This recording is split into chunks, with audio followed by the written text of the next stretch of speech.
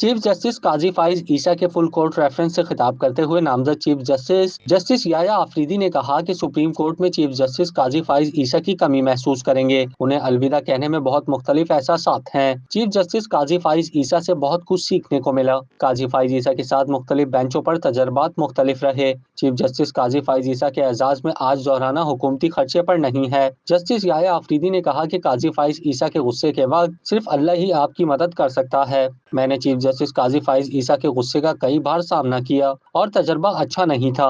उन्होंने कहा कि काजी फाइज ईसा के साथ कई बार बेंच में इख्तलाफ किया। उन्होंने हमेशा खुले दिल से मौक़िफ़ तस्लीम किया। If you in any way provoke him, or if I may say so, poke the bear, then even hell hath no fury to match his scorn, and only God may help and save you.